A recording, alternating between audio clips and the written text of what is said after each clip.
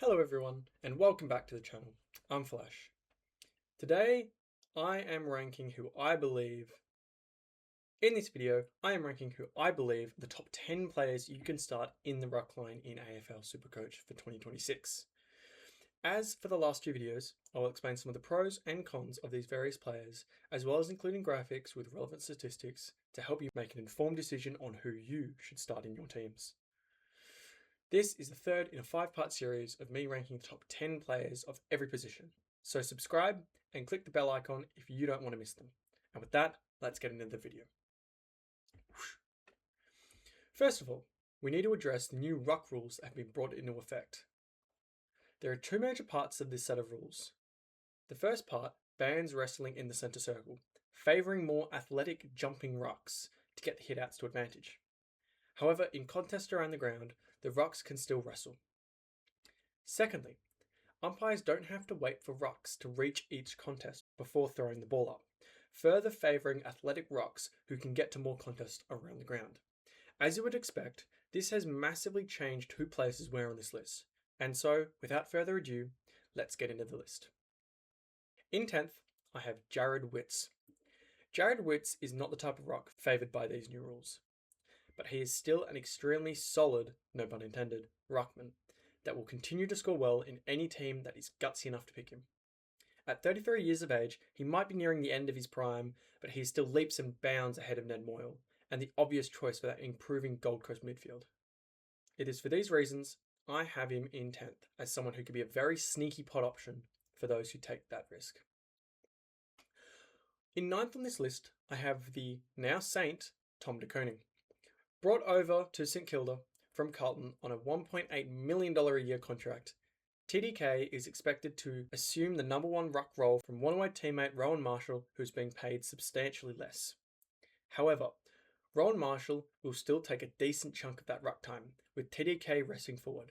Despite this, he has showed great scoring potential in the past, and he is the type of athletic ruckman these rules favour. So for these reasons, he has made my top 10 and is 9th on my list. In 8th, I have Sam Draper.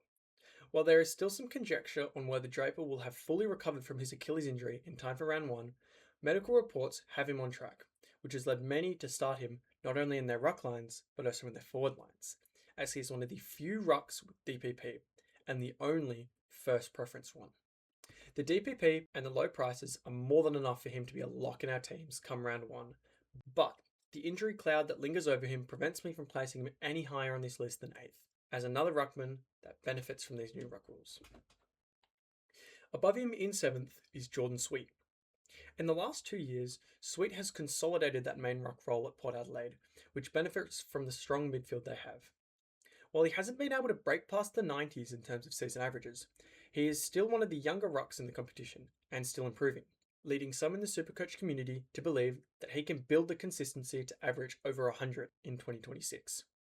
He has showed his ceiling in the round 16 game against my Hawks, where he scored an incredible 200 in monsoonal conditions, before backing it up with 2 solid scores in the next 2 games. If Sweet can build some more consistency, fend off the challenges for his role from Dante Visentini and Ivan Soldo, as well as adapt well to these new rack rules, he could be a very rewarding option for R2 or Flex, but for now, I have placed him 7th. On 6th in this list, I have Luke Jackson. Luke Jackson is the stereotypical athletic ruckman. Lean, agile, able to easily rotate forward and play as a taller midfielder. Dogger has been one we've considered picking on our teams for years now. However, there is a slight problem called Sean Darcy, Jackson's ruck teammate at Freo, who takes a decent chunk of the CBAs and therefore ruck contests. However, Sean Darcy has his own problems as he battles endless injury troubles and is almost a polar opposite ruckman to Jackson, being a large, strong, wrestling ruckman. Therefore, it is expected that ruck time around the ground will swing more towards Jackson, and as a result, we will see an increase in his scoring, which is why I have him in 6th on this list. In 5th on this list, I have a slider, someone who's been as prolific in the last decade as Bonds, Max Gawn. Max Gawn, for the greater part of the last decade, has been the best ruckman in the comp, winning 8 All-Australians and averaging over 110 of the last 11 years.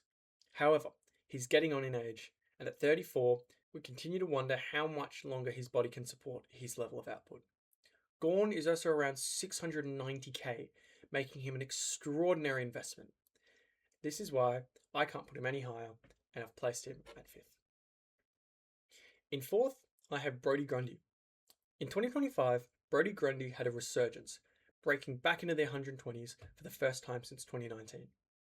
However, Brodie Grundy has been identified as the one who instigated the wrestle style of Ruckcraft. Meaning, out of everyone, these new Ruck rules will probably affect him the most. Despite this, Brodie Grundy is still a solid option, as he's proved he can also accumulate the ball around the ground, displaying this perfectly with a 39 disposal 200 SuperCoach point game against Essendon, stats you would expect to see from a midfielder.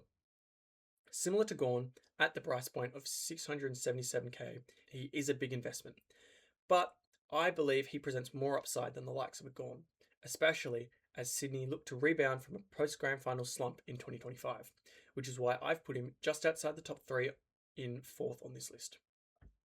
In 3rd on this list is Grundy's former teammate, Darcy Cameron. Ever since Grundy left Collingwood prior to 2023, Darcy Cameron has thrived being Collingwood's primary ruck. Another stereotypical athletic ruck, Darcy Cameron is known for moving up and down the ground, taking contested marks, and occasionally kicking crucial goals. He should benefit from the second part of the ruck rules relating to contests around the ground, and so I see him scoring comparatively better than most of the other rucks, leading me to place him 3rd on this list and putting him in my R2 in my own initial team that I will link in the top corner now and in the end screen. In the penultimate spot on this list is Tristan Cherry. Tristan Cherry is the next big thing when it comes to players in our ruck lines. At only 26 years of age, Cherry has thrived in recent years, scoring back-to-back 120-point average seasons since Todd Goldstein left for Essendon. A tackling machine, Cherry thrives in the contests, which will be more plentiful as the North Melbourne team exits their rebuild and push up the ladder. However, Cherry will likely be negatively affected by both aspects of the new ruck rule, which is why I couldn't put him in first, but he is still someone you could definitely start in your teams if you can afford the price. However, the ruckman I think is better than all the others on this list, and the one I picked first for my team is Tim English. In 2023, Tim English was far and away the best ruckman in the competition in SuperCoach, averaging 128, second only to Bont that season. However, a rule tweak at the start of 2024 allowing straight arm blocking enabled stronger rucks like Gawn, Grundy and Cherry to usurp him, resulting in his average falling around the 110s. Therefore, a switch to a more leaping style of rucking will no doubt benefit Tim English more than almost any other ruckman in the competition, potentially returning English to the 120s or even higher. He also has no competition for that ruck role within the Bulldogs team and is right in his prime at the age of 28, leading me to place him at the top of my list as, in my opinion, the best ruckman you can start for 2026. So that's it. That's my ranking of the top 10 ruckmen you can start in SuperCoach for 2026. What parts do you agree with? What parts do you not? Comment them down below. While you're down there, don't forget to like, subscribe, and click the bell icon so you don't miss the rest of this series. And with that, I'll see you in the next one. Happy coaching.